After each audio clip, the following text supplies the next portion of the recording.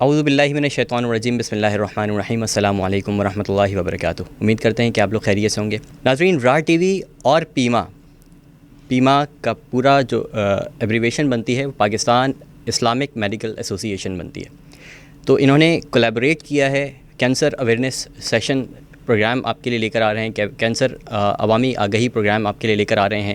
20 lectures, 20 sessions کے اوپر یہ پورا پروگرام جو ہے وہ مشتمل ہوگا، اور اس کے اندر جو ہے وہ آپ کو کینسر کے حوالے سے تمام تر معلومات، جو عوام جو معلومات چاہتی ہے کینسر کے حوالے سے۔ کینسر کا نام جب بھی آپ کے سامنے آتا ہے تو آپ پریشان ہو جاتے ہیں، اور آج ہم اپنے پہلے پروگرام کا، پہلے ٹاپک کا، پہلے سیشن کا آغاز کر رہے ہیں، اور اس کے لیے اسٹوڈیوز میں ہمارے ساتھ موجود ہیں مشہور و معروف ڈاکٹر سید احمد حامد صاحب۔ بہت بہت شکریہ، خوش آمدید آپ کو پروگرام میں، اور آپ نے ہمیں وقت دیا، بہت بہت شکریہ آپ کا۔ ڈاکٹر صاحب کے بارے میں تھوڑا سا شارٹ انٹرو آپ کو دے دوں۔ ڈاکٹر صاحب جو ہے وہ پاکستان اسلامک میڈیکل ایسوسی ایشن کی طرف سے ڈاکٹر صاحب جو ہے وہ انچارج CME ڈپارٹمنٹ ہے، اور اس کے ساتھ ساتھ سینئر کنسلٹنٹ ہے پیڈیاٹرک آنکالوجی میں، یعنی کہ بچوں کے اندر جو کینسر ہوتا ہے اس کے حوالے سے اسپیشلسٹ ہیں۔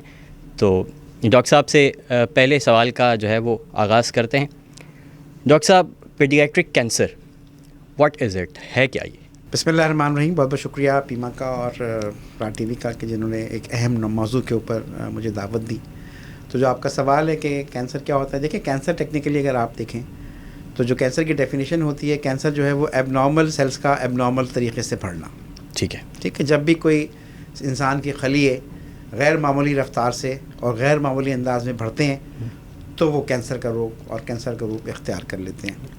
کینسر عمر نہیں دیکھتا، کینسر جینڈر نہیں دیکھتا، اور کینسر وقت نہیں دیکھتا۔ کینسر ایک چھوٹے بچے کو بھی متاثر کر سکتا ہے، اور ایک سینئر ترین بزرگ کو بھی متاثر کر سکتا ہے، اور انسان کے سر سے لے کے پاؤں تک کے کسی بھی حصے کو متاثر کر سکتا ہے۔ اور اس کی ظاہر ہے بہت ساری وجوہات بھی ہوتی ہیں اور پریزنٹیشنز بھی ہوتی ہیں، اور کیوں ہوتا ہے، کیسے ہوتا ہے، ظاہر اس کا جواب تو ہم اور ڈسکشن میں آپ کو دیں گے۔ لیکن ٹیکنیکلی کینسر انسان کے کسی بھی حصے کو متاثر کر سکتا ہے۔ پھر کچھ کینسر ہوتے ہیں جو کہ ظاہر ہے بہت کامن ہوتے ہیں، کچھ کینسر ایسے ہوتے ہیں جو کہ کمپیریٹیولی کم ہوتے ہیں۔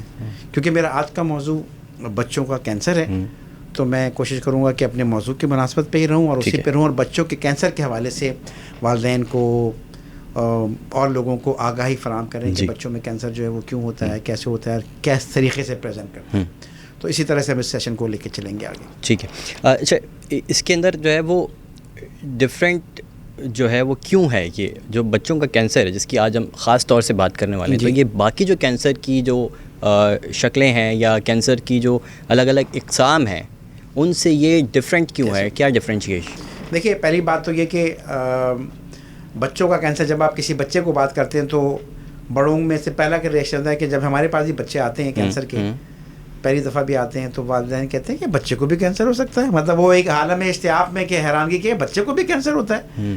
لیکن جب وہ اسپتال میں ہمارے آتے ہیں تو دیکھتے ہیں کہ سینکڑوں ہزاروں بچے کینسر کے ساتھ اور کینسر کے متاثر ہو کے اسپتالوں میں داخل ہیں، علاج حاصل کر رہے ہیں، تو آدمی ظاہر ہے تھوڑی دیر کے لیے ششمش رہ جاتا ہے کہ یار یہ کیا ہو گیا۔ تو ظاہر ہے کیسا کہ میں نے شروع میں بتایا کہ کینسر عمر نہیں دیکھتا اور وقت نہیں دیکھتا۔ جی بالکل۔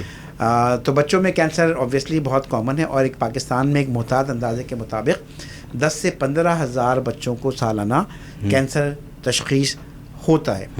اب آپ نے ایک سوال پوچھا کہ کینسر کیوں ہوتا ہے، تو اگر آپ مجھ سے سچی بات پوچھیں گے تو میں کہوں گا کہ ہمیں نہیں پتا کہ کینسر کیوں ہوتا ہے۔ ٹھیک ہے، لیکن جو تحقیقات ہیں اور جو جدید ریسرچ ہے اس کی روشنی میں کچھ عوامل اور کچھ وجوہات کینسر کی سامنے آتی ہیں۔ صحیح۔ اس میں پہلی وجہ جو ہوتی ہے وہ جینیٹک یعنی موروثی بنیاد ہوتی ہے کہ اگر والدین میں سے، کزنس میں سے کسی کو کینسر تھا تو خدا نخواستہ اس بچے کو بھی کینسر ہو گیا، تو ایک وجہ تو موروثی ہوتی ہے۔ اور ہم یہ دیکھتے ہیں بڑوں کے اندر بھی دیکھتے ہیں، یعنی ایڈلٹس کے اندر بھی دیکھتے ہیں، اور بچوں کے اندر بھی دیکھتے ہیں کہ کسی کی فیملی میں کسی کو کینسر تھا تو ان کے بچوں کو بھی ہو گیا۔ تو ایک وجہ تو ہے اس کی جینیٹک فیکٹر، یعنی موروثی فیکٹر، خاندانی فیکٹر یا نسل میں کینسر کا جاری ہو جانا۔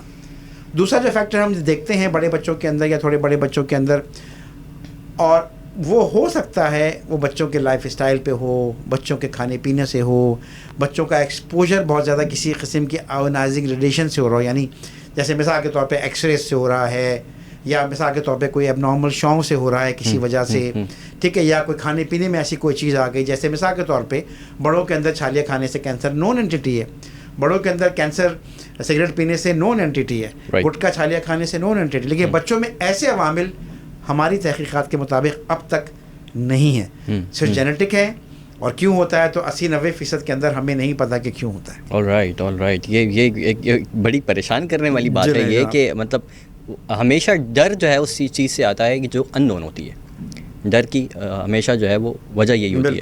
اچھا ڈاکٹر صاحب, ٹریٹمنٹ کے جو آپشن ہے پاکستان کے اندر, کیونکہ جب اویئرنیس کی کمی ہوتی ہے تو ظاہر سی بات ہے کہ والدین جن کے بچوں کو یہ کینسر ہو گیا یا پھر کسی کے خاندان میں کینسر ہو گیا تو سب کے سب جو ہے وہ عجیب و طریقے سے پریشان ہو جاتے ہیں کہ اب کہاں جائیں, کس کے پاس جائیں, کون سی جگہ بیسٹ ہے.